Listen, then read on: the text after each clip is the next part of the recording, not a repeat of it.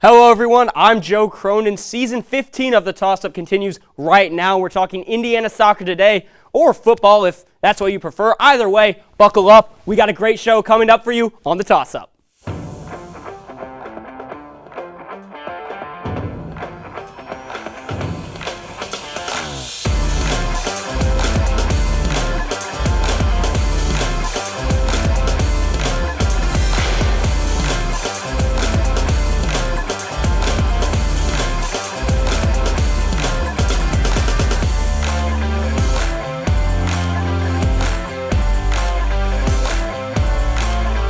168 days ago, the Indiana men's soccer team fell pretty much as short as possible on their quest for 9 championships, which has now been going on for over a decade.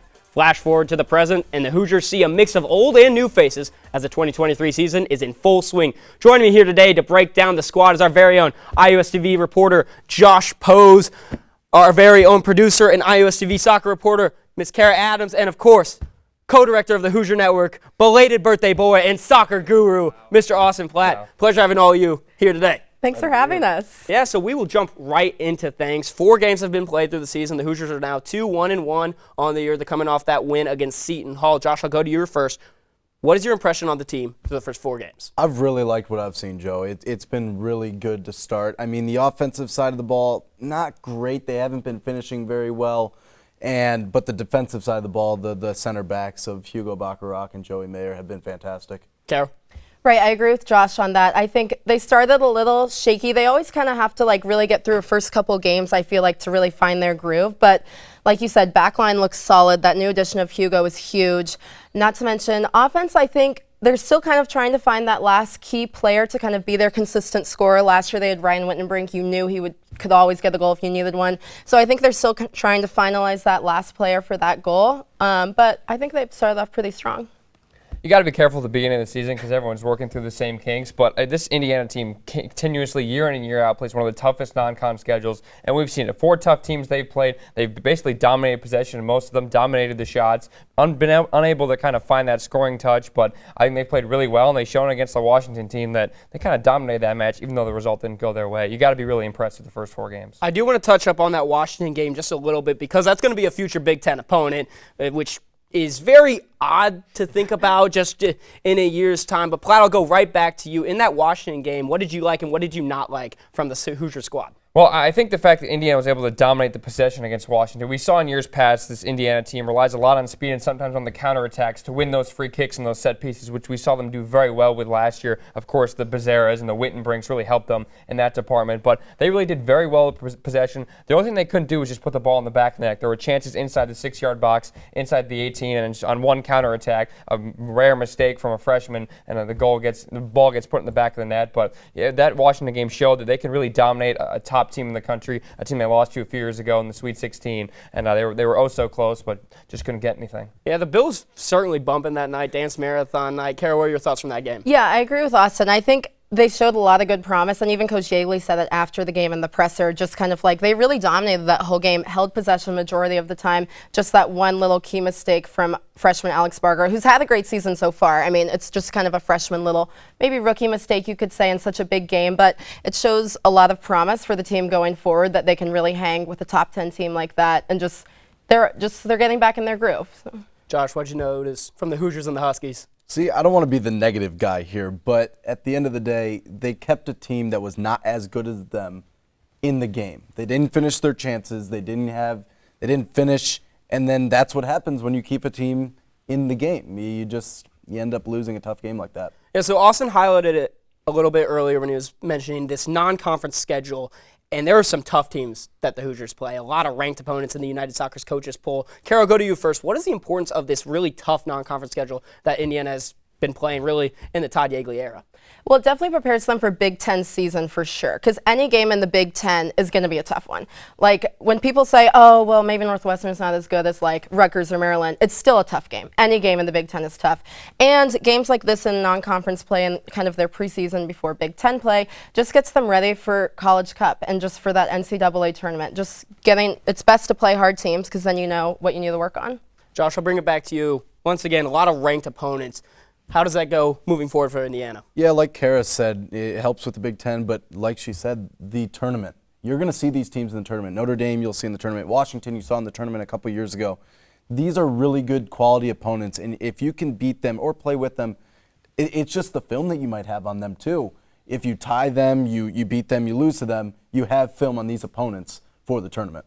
Now, Platt, I want to talk to you about some of the lower-end non-conference opponents like the DePauls, the Seton Halls, USF, and Butler. Those are still tough opponents. Like, what are your thoughts, like, in the mix, having those as kind of your lower bar? Well, it's important because it prepares you really for the NCAA tournament. The fact that Indiana lately just played, 3 games in 6 days, and they're all against really tough teams. There's really no bad team, really. DePaul, we thought on paper would not be very good. They held Indiana for a long, long time without conceding. But it's the fact that you play all these tough teams in a short period of time, prepares you for the NCAA tournament where you're playing basically 1 week, and it gives you plenty of rest. So it's really now what separates Indiana in the postseason from the other teams. And remember last year, their RPI, we didn't think it would be enough for them to get that national seed after losing to Rutgers in that Big Ten championship game, but the committee gave them the benefit of the doubt because of that tough non-con they played, and even though they got off to a rough start, they were still able to get that national seed, and look where they were at the very end of the season, inches away from that crossbar from hoisting the trophy. So it's not now where you have to really, evaluate this team. It's later on and how the non-con helps the postseason play. Absolutely. We're only 4 games into the season, so it's tough to pinpoint every little mistake possible. But Josh, I'll go to you first.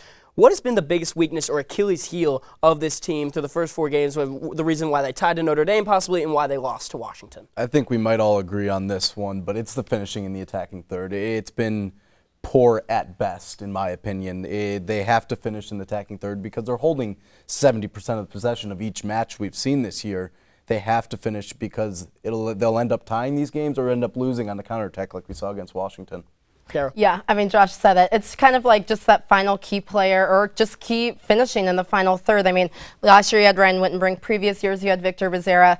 I think players are starting to kind of find their rhythm. Like we've seen Collins Duro get some goals. Sam Sarver is just I thought after the Seton Hall game, he really was starting to strike me as someone who was just, if you knew the goal, Sam Sarver's going to try and get one. He was just like relentless when that team was coming. You could just feel the energy that they were going to get the goal. Yeah, Sarver has certainly stepped up this year. His junior campaign has through 4 games, it's been pretty electric. Platt, just to finish out the questions, how are you going? Yeah, you mentioned Sarver right there. I think Indiana's speed is really their strength. It has been for a while now. I think it's the set pieces that have been the biggest problem. We know there isn't that main number 9 guy that can put one in the back of the net.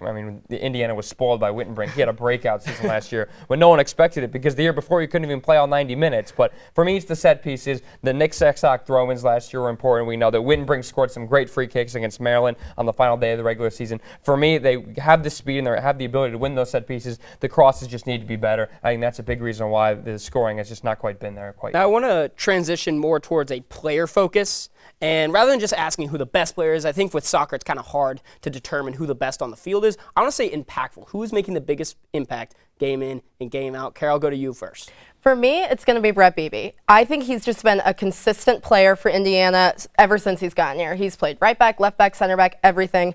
He just has that consistent defense. He can dribble up and down the wing, create plays, and he's just someone you can always rely on. Might be overused, but the term Swiss Army knife is probably pretty solid for him. Platt. I'll go to Collins Duro. I think the way he is Indiana's chess piece, I think, with his speed and the amount of positions that he can play, if you look at the way he plays on the field, he can be anywhere at all times, and if you track him, even in one specific move, he can go anywhere, cover the entire field, and I think if Indiana can really figure out where they specifically want him, which can be everywhere, which can give teams and their back lines nightmares, I think he's their most impactful player because of the amount of things he can do as a freshman, mind you. Josh. I'm going to go with Hugo Bacharach. He's been fantastic in the first 4 matches. He's been incredible. 120-yard player. He can go, and like Platt was talking about the set pieces, they're looking for him on those corners because he's, 6'4"? He's really good, and he can play, and he can dribble. He's probably one of the most skilled center backs I have seen All the time I've been watching soccer. I just feel like he's a magnet towards the ball on any 50-50 ball. He's going to be the one to win the header. I'm going to choose his counterpart right next to him, Joey Mayer, just with the experience he brings on that back line, along with BB. I just think those two pair really well together, and they communicate and really just direct the field. Continuing with some player focus, I want to talk about some freshmen. Mentioned it with Collins earlier, but really as the class as a whole, I know we've really only seen two players with Collins Oduru and Alex Barger getting the minutes, but how good is this freshman class, Austin? I think it's really good. I mean, Indiana, of course, we think about 2 years ago with Mahalik and Sarver as freshmen, and McDonald as well. Last year with Jack Wagner, who was a pretty big surprise in the center of that midfield. But you look at this year, Oduro, I mean, he probably the runaway favorite right now to win Big Ten Freshman of the Year, and we're, like 3 weeks in, which is crazy to think about. Barger's been great on that left back position. We've seen a little bit of Clay Mirador in the midfield with his athleticism. He's someone that Todd Yeagley said didn't expect him to get a lot of playing minutes because of, he says he's the fastest guy on the team, which we need to see a race of that. That's tough. That's something I'm very interested to see, especially with the way Collins and Sarver run. Clay Mirador, he ran like it was a 48-second 400 back in high school at blazing fast. Kara.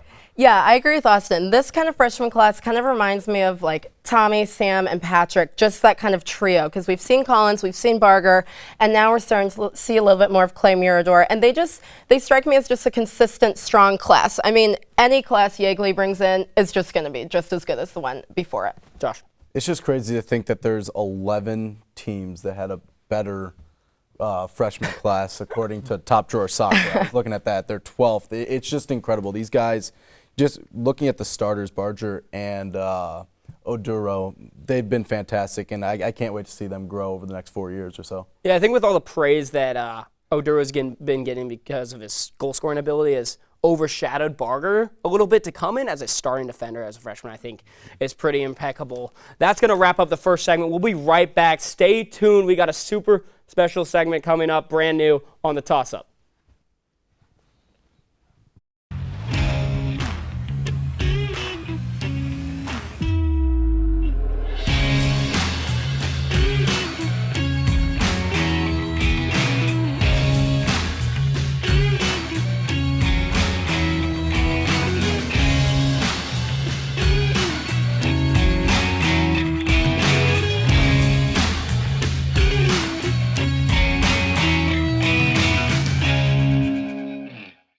Welcome back to the Toss-Up. We're bringing you a brand new segment called the 11 Wonders of the World. And by world, of course, I mean the Indiana men's soccer team. Here's how it works. We got two different pairs, Josh and I, and then Kara and Austin. And how it works is we're going to dissect the starting 11 and so forth of the Indiana men's soccer team, starting with the goalie. It's going to be a buy-sell segment.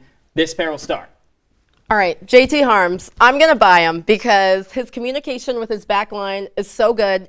There's rarely any mishaps, I feel like, but he's just consistent. He knows what he's telling his players to do. I'm going to buy. I think the sell here is the fact that he's sometimes too aggressive coming off his line. We saw it against Notre Dame, and there's just sometimes where he's too antsy or even bored, as Todd Yeagley says back there, considering how much possession he has. And I think the amount of chances the other teams are going to have is low enough. I don't think he's going to come up with those big saves this year. I'll sell. It's almost like he's not getting enough reps at that back line. Now, Josh, it's to us. It's the center backs. A real tough one for a buy-sell. I'll let you start. I'll sell right now. I'll start with the selling. Hugo Bacharach. Too many dribbles. He doesn't know when to release the ball. It's got to be released. Like you gotta release it. Too many touches, in my opinion. You got to get it off. You're a great player, but you got to give the ball away. Yeah, so I'll be buying this back line. Those two are great. There's nothing much more to be said there. Working with the outside backs back to over here. I'll buy those full backs. Brett Beebe can play anywhere. He's played for 5 years now, and Alex Barger, a freshman, we talked about his potential. They can play anywhere. We've seen him play both sides, and there are times they can push up as well. I'm buying the full backs. All right, the only reason I'm going to sell is because I think we haven't seen as much production from them up in that final third. I think they could do a little bit better job of making more runs up that wing and getting some more deliveries into the box. I'm going to work with the center mids. I'll start, and I'm going to sell. I feel like they are not getting enough touches on the ball, especially at that sixth position. They've been together, but just not enough touches when it matters the most. Josh? I'm going to buy their experience. They're just two really good guys that they know each other well. They play off each other very well, can get the ball outside very well. Now to the wingers, number 9 and number 10. I'm going to buy Sam Sarver, Tommy Mahalik. You can't go wrong. If you need production, consistent speed, and consistent aggressiveness, you're going to get it from those two. I talked about it earlier, the set pieces. I just don't think Tommy Mahalik done it quite yet. And then I think Sarver, there are times we've seen him on opportunities. He scored the other day against Seton Hall, but there are times earlier where he just can't quite find the back of the net. I'll sell for now. That brings us to the forwards. We've talked about Collins a little bit. Josh, I'll let you get going with the forwards. I'm going to sell Malone Gumbale. He's been non-existent these first 4 games. He's got to get back on the field, and he's on the field, but he's just really not. He's not scoring the goals that they need him to. That leaves me to buy, and of course, Collins Odura has to be the person that I am buying all my stock in. I mean, he's been phenomenal as a freshman. We move to the bench unit, and this should be an interesting one. I'll start. I will sell. I just don't think right now that there's enough quality in the side. I think there are times where Todd Yeagley maybe is a bit reluctant to go to them when things aren't going their way. I just don't think there's enough finishing in that side, and I like the starting 11 the way it's been, and there's a reason why he hasn't changed it. I'll sell. I'm going to buy. You saw that goal from Quentin Helmer against DePaul the other night. It was a banger outside the box. I also think Carson Henderlong's done a pretty good job of he's pretty physical. He's big guy, taller, and I think he's done a good job getting some more rhythm up in that front line. That leaves us with only one more category, and that is Coach Yeagley. Josh, I'll let you take the control. I'm going to go with the coaching staff as a whole, and I'm going to buy. They're all Indiana alums. They've been there before, and if this team wants success, they're going to have to fend off these coaches because they've been there before, and they know what it takes to wear that crest, the Indiana crest on their jersey. You're leaving me with a tough one having to sell for Coach Yeagley. But as media members here, there's really only one thing. He needs to talk louder in his post-game pressers. It is hard to hear him. But that's going to wrap it up for this week's show. Be sure to continue the discussion and follow us on Instagram and Twitter at IUSTV Sports, as well as the brand new at the Toss Up Instagram and Twitter. With that, there's one thing left to do. Toss it up. See if we'll catch it. We'll see you next week.